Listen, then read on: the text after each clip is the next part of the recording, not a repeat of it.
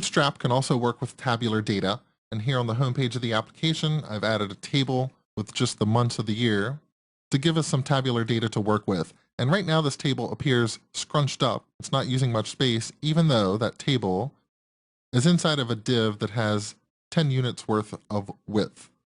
But that's because I haven't applied any Bootstrap classes yet. If I just apply the Bootstrap class table, that will stretch it out to 100% of the width of its container.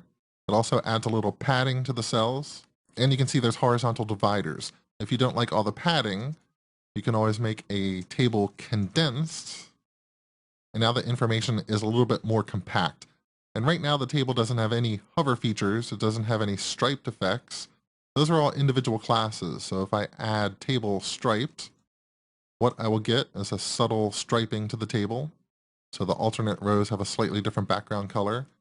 And if I want to be able to hover on these rows, I can add table-hover. And now as the mouse moves over, it can highlight one of these rows. I can also apply some classes to individual rows if I want them to stand out. For instance, I can make a row active. I can also say that a row has some data inside of it that indicates that would be a success. I could also say there's something in here that's dangerous. And to refresh this, now we have some green and some other colors in the table.